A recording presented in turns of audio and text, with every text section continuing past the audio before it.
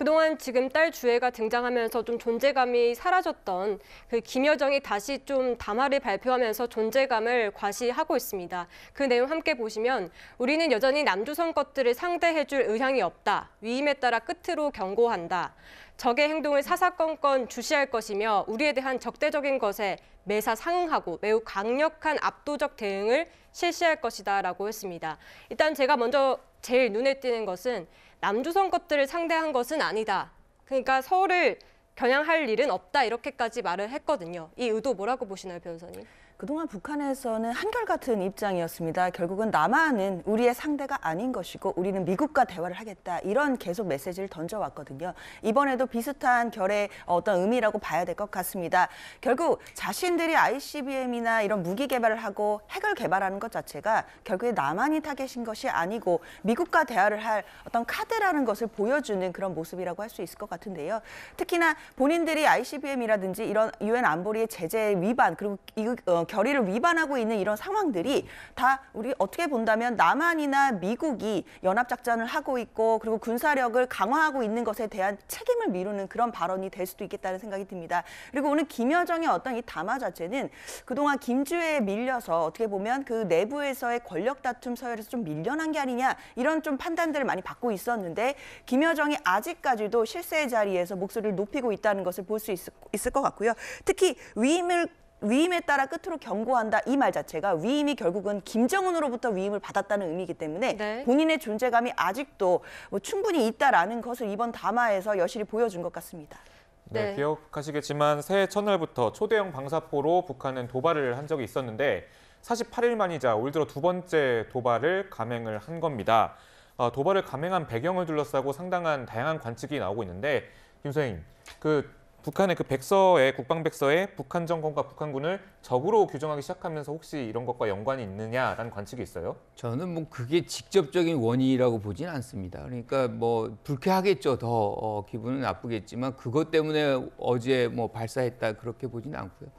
1월 초에 했던 거를 북한은 지금 방사포라 그러는데 지금 외부 세계에서는 단거리 탄도미사일로 보고 있거든요. 네. 그것은 기본적으로 이제 한국이나 일본이 그 대상 지역이에요. 그러니까 그 대상에 우리는 포함이 되는 것인데 이번에 거는 전반적으로 아까도 얘기했지만 14,000km 정도가 사거리가 나오거든요. 그러면 미국이 이제 대상이 되는 것이고요.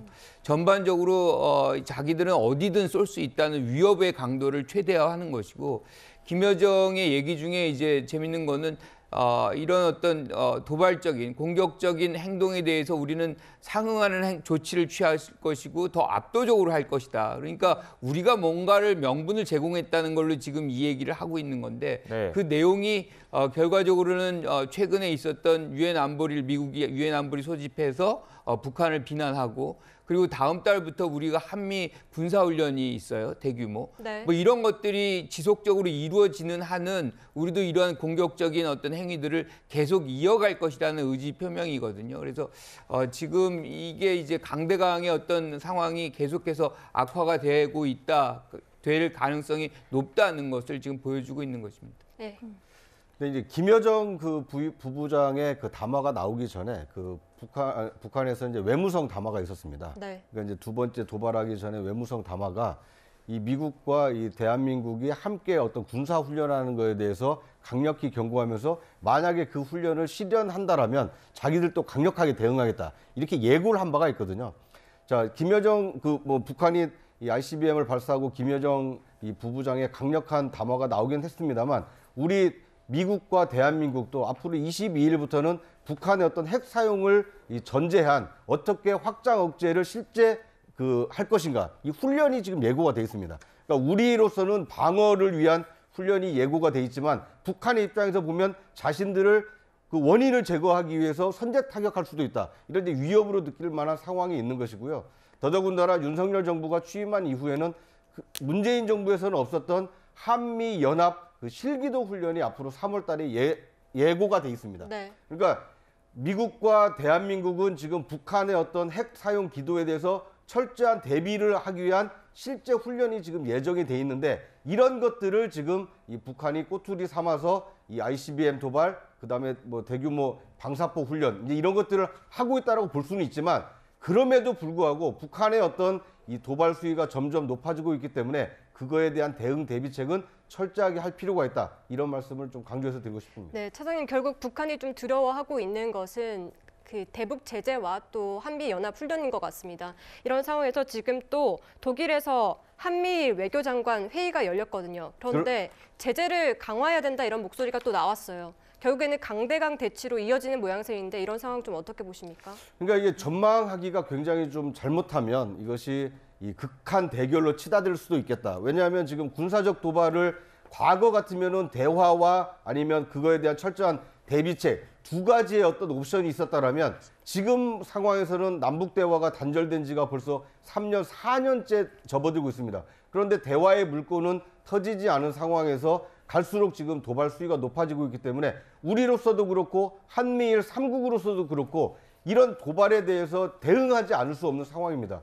마침 이 미넨 그 안보 전략 회의에 참석하고 있는 박진 외무부 장관을 비롯해서 한미일 3국의 외무장관이 모여서 이 북한 도발에 대해서 규탄을 했거든요. 이거에 대해서 강력하게 대응하겠고 국제사회에서도 유엔 그 안보리 제재를 더욱 강화하겠다.